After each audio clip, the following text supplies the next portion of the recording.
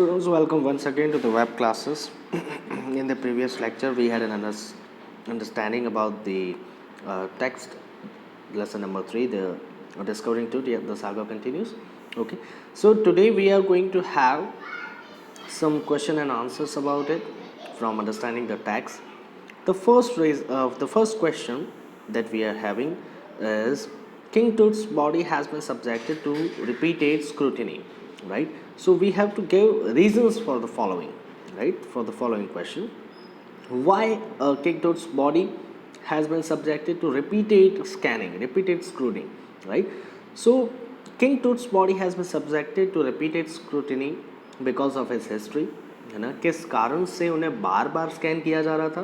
क्योंकि उनकी हिस्ट्री की वजह से. His treasures which he was buried with and to know the reason behind his death, है ना. कि ये जो हिस्ट्री है उसमें उन्हें जो ट्रेजर, जिस खजाने के साथ में उन्हें बरी किया गया था, साथ ही साथ में जो उनकी मौत के पीछे का रीज़न है वो जानने के लिए जो है बार बार उन्हें क्या किया जा रहा था? स्कैन किया जा रहा था. दूसरा जो एक क्वेश्चन है, Harvard Carter's investigation was resented. क्यों हार्वर्ड कार्टर की जो इन्वेस्टिगेशन थी उसको बार बार जो है गलत माना जा रहा था, सॉरी, है ना. So Howard Carter's investigation was resented because of his unscientific method to cut off his body from the tomb, है ना. क्यों ऐसा हुआ? क्योंकि हार्वर्ड कार्टर ने क्या कर दिया था? उन्होंने बॉडी को जो है टॉम से कट कर दिया था, अलग कर दिया था, और वो भी अनसाइंटिफिक मेथड से. ऐसी मेथड जिसमें साइंस का कोई इस्तेमाल नहीं हो रहा था, है ना. साइंटिफिक चीज़ों, सोफिस्टिकेटेड टूल, इन सब का इस्तेमाल नहीं हो रहा था. तो इसी वजह से जो है उनकी ये जो इन्वेस्टिगेशन थी उसको बार बार लोगों ने जो है उस पर सवाल उठाए, उंगलियां उठाई. He also focus more on Tut's wealth and less on to solve the mystery of Tut's life and death. Howard Carter ने ज़्यादा से ज़्यादा किन चीज़ों पर जो है फोकस किया था? तो तुतंखामुन की जो वेल्थ थी उन चीज़ों पर, ना कि उसकी मिस्ट्री, जो लाइफ की और जो डेथ की जो मिस्ट्री है उस पर उन्होंने कोई ध्यान नहीं दिया, बल्कि जो वेल्थ जिनके साथ में उनको बरी किया गया था उस पर वो ज़्यादा ध्यान दे रहे थे.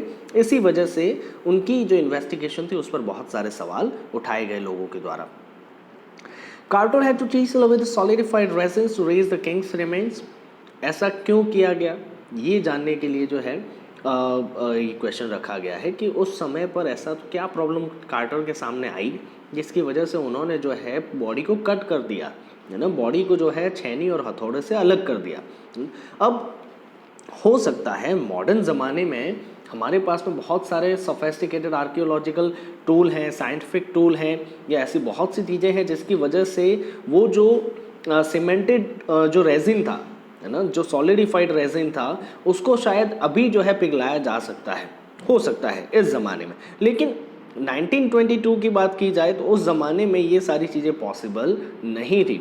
Because the body was cemented to the bottom of the solid gold coffin as the resins had harden, है ना. क्योंकि उस टाइम पे जो रेजिन था वो इतना हार्ड हो चुका था कि वो जो बॉडी थी टूट की, वो जो कॉफिन का निचला हिस्सा है उसमें पूरी तरीके से सीमेंट हो चुकी थी, चिपक चुकी थी, है ना. No force could move the body away and keeping the body in the sun under 149 degrees Fahrenheit also did not help. अब बहुत कोशिश की उन्होंने, बहुत फोर्स लगाया, लेकिन फिर भी वो जो है अलग नहीं हो पा रही थी. उन्होंने जो है 149 डिग्री फ़ारेनहाइट की गर्मी में जो है उन्होंने बाहर भी रखा धूप में, लेकिन फिर भी पिघला नहीं, राइट. इसी वजह से कार्टर के पास में दूसरा कोई ऑप्शन नहीं था, जिसकी वजह से उन्हें जो है बॉडी को काट कर कॉफिन में से बाहर निकालना पड़ा.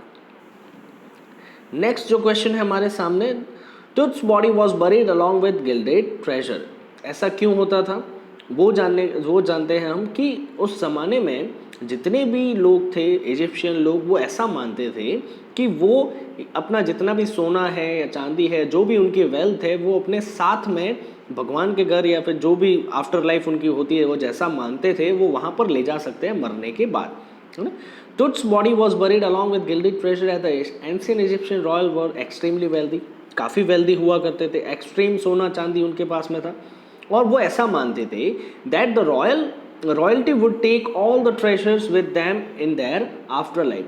कि जो भी राजा या महाराजा जो भी जिसकी डेथ हो जाती है वो अपना जितना भी वेल्थ है, जितना भी सोना है, चांदी है, जो भी खजाना है उसके पास में, वो मरने के बाद वो अपने साथ में ले जा सकते हैं। अब वो ऐसा क्यों मानते थे, वो बात सही भी है। वो उस ज़माने में अपने वेल्थ पर या अपना जो सोना या खजाना है जो भी उनके पास में है उस पर एक श्राप रखते थे कि अगर वो कोई भी व्यक्ति उनके इस सोने या खजाने को हाथ लगाता है तो उसकी मौत हो जाएगी। और वो बात सही भी थी, उस ज़माने में ऐसा होता भी था, काफ़ी सारी कहानियाँ भी है इस बारे में। और इस हिसाब से जो है ये बात सच भी हो जाती है कि सच में उनके मरने के बाद में जो है वो अपना सोना साथ में ले जा सकते हैं। अब हालांकि फिजिकली वो साथ में नहीं ले जा पा रहे, लेकिन दूसरा कोई उनको इस्तेमाल नहीं कर पा रहा है, इसका मतलब तो यही हुआ कि वो साथ में सब कुछ ले जा रहे हैं। नेक्स्ट जो क्वेश्चन है, the boy king change his name from Tutankhaten to Tutankhamun. अब जैसा कि मैंने एक्सप्लेनेशन में समझाया था कि तुतंकामुन के जो फादर थे इमोतेप 4, उन्होंने अपना नेम चेंज करके अखेनातेन रख दिया था। क्यों ऐसा हुआ था? क्योंकि अखेनातेन ने जो है एटन भगवान की पूजा शुरू कर दी थी, जबकि उनके जो फादर थे इमोतेप 3, वो जो है किसकी पूजा करते थे? आमून भगवान की। अब यहाँ पर जो इमोतेप 3 लिखा हुआ है वो एक्चुअल में इसलिए लिखा हुआ है क्योंकि ये बात क्लियर नहीं है कि कौन तुतंकामुन के फादर या ग्रैंडफादर थे, इमोतेप 3 या फिर इमोतेप 4, है ना। तो तुतंकामुन मीन्स लिविंग इमेज ऑफ आमून, है ना, एक लिविंग इमेज माने जाते थे भगवान आमून की। Amun was a major god of ancient Egypt, बहुत बड़े भगवान माने जाते थे एंशियन इजिप्ट में। इमोतेप 3 या फिर कहो इमोतेप 4 smashed and closed his temples, later to restored his temples and beliefs back in his empire. That is why he changed his name from Tutankhaten to Tutankhamun to choose his belief in the god. है ना, कि इमोतेप 4 जो या 3 जो थे, उन्होंने क्या किया कि उन्होंने जितने भी आमून भगवान के मंदिर थे, मूर्तियाँ थे, सब तुड़वा दी थी, जिसकी वजह से बहुत सारी प्रॉब्लम हुई उस ज़माने में।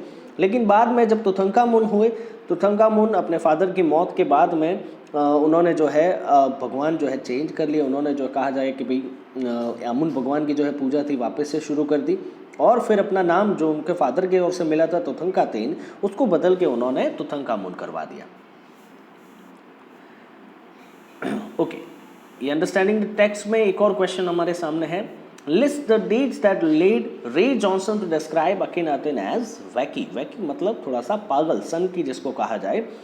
तो रे जॉनसन जो थे वो अखेनातेन को क्यों ऐसा पागल या फिर सन की मानते हैं?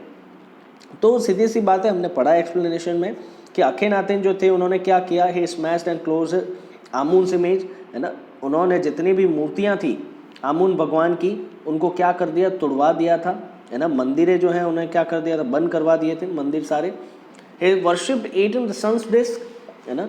जो एटन भगवान थे उनकी जो है उन्होंने पूजा शुरू कर दी। फिर उन्होंने जो रिलीजियस कैपिटल था जो कि पहले थिब्स में था, और फिर उन्होंने चेंज करके उसका नाम जो है किस में ले गए? वो अखेनातेन में ले गए। अब उसको क्या बुलाया जाता है? अमारना बुलाया जाता है। और चौथी बात क्या थी? उन्होंने अपना खुद का नाम जो है इमोतेप से चेंज करके उन्होंने क्या कर दिया था? अखेनातेन कर दिया था। तो वही ये सारी बातें हैं जिसकी वजह से रे जॉनसन जो है वो ऐसा मानते हैं कि अखेनातेन काफ़ी पागल हो चुके थे उस टाइम पे, काफ़ी सनकी हो चुके थे। और अखेनातेन की एक बात ये भी बताई जा रही है उनके द्वारा कि उस ज़माने का सबसे ख़राब पीरियड जो है वो था जब अखेनातेन ने ये सब कामकाज किए। आमून भगवान को जो है उन्होंने पूजा जो है उनकी बंद करवा दी। What were the results of CT scan? अब CT scan का क्या रिजल्ट आया, है ना, जैसा कि हमने पढ़ा। The results of the CT scan were astonishing, which was 1700 digital X-ray cross-sectioning each other to make a 3-dimensional image। 1700 digital x-rays जो है CT स्कैन में होती हैं, और इसकी वजह से एक 3D इमेज जो है, 3-dimensional इमेज जो है वो रेडी होती है। A grey head appeared and his vertebrae were shown. The image of hand, rib cage, skull were shown, which were so clear। और इस 3D इमेज में जो है उन्हें क्या दिखाई दिया? सबसे पहले जो है ग्रे कलर का हेड उनके सामने नजर आया, वर्टिब्री जो रीढ़ की हड्डी है फिर वो बनी तैयार हुई, फिर हाथों के इमेज आए, रिब के, छाती के जो हड्डियां, अस्थि पिंजर है वो आया, राइट। उसके बाद में जो खोपड़ी की जो कहा जा सके हड्डियां वो सब दिखाई दिया। सारी चीज़ें जो है काफ़ी क्लियर दिखाई दे रही थी उसके बाद में। फिर क्वेश्चन आता है हमारे सामने, question number 3, list the advance in technology that have improved forensic analysis. ऐसे कौन कौन से एडवांसेस जो है अभी आ चुके हैं जिसकी वजह से फोरेंसिक एनालिसिस जो है काफ़ी इजी हो गया है। तो देखिए ज़रा कि फोरेंसिक एडवांसेस आपने बहुत बार सुने भी हैं, बहुत बार जो है हमने पढ़े भी होंगे इनके बारे में, right. With the advancement in technology, it has been made possible for many scientific tests to be carried out in more accurate way to determine the cause of a crime, है ना, कि ये इतने एक्यूरेट हो चुके हैं अभी फ़िलहाल कि कोई भी कॉज हो क्राइम का उसको आसानी से डिटरमाइन और काफ़ी बारीकियों से डिटरमाइन किया जा सकता है। जैसे एक्सरे है, राइट, फिर सिटी स्कैन आया, पोस्टमार्टम है, बायोप्सी है, ऑटोप्सी है, ये सारी चीज़ें अभी पॉसिबल है और इन सारी चीज़ों की वजह से जो है छोटी छोटी डिटेल भी जो है हमें मिल जाती है। तो इसीलिए हम कह सकते हैं कि काफ़ी एडवांस हो चुकी है आजकल की टेक्नोलॉजी। चौथा जो क्वेश्चन है हमारे सामने, explain the statement king Tut is one of the first mummies to be scanned in death and as in life. ऐसा क्यों किंग टूथ जो है मौत से पहले भी लाइमलाइट में थे और मौत के बाद भी लाइमलाइट में, है ना। The Tooth's mummy was the first to be X-rayed in 1968 and later in 2005 the first to be scanned through the CT scanner, है ना। एक्सरे किया गया था 1968 में पहली बार उन पर, राइट, फिर उसके बाद में 2005 में भी उन पर CT स्कैन किया गया और CT scan reveal 3 dimensional images of his body which answered many questions, है ना, काफ़ी क्वेश्चन के आंसर भी मिल गए। हालांकि मौत कैसे हुई वो तो आज भी मिस्टीरियस है, लेकिन एक बात जो है ये पता चली हमें कि मौत से पहले जब वो जिंदा थे अपने ज़माने में, उस टाइम पे भी तुतंखामुन जो है काफ़ी लोगों के लिए जो है सेंटर ऑफ अट्रैक्शन बने रहे। क्योंकि उन्होंने वापस से आमुन भगवान की जो है पूजा शुरू कर दी थी, राइट। सो ये to be scan in death and as in life में भी वो ऐसे ही रहे और मौत के बाद भी जो है उनको सबसे पहले जो है एक्सरे किया गया और CT स्कैन किया गया उनके ऊपर। सो आज के लिए इतना ही। Thank you so much. मिलेंगे हम नेक्स्ट लेक्चर में। Till then stay safe, stay home. Thank you.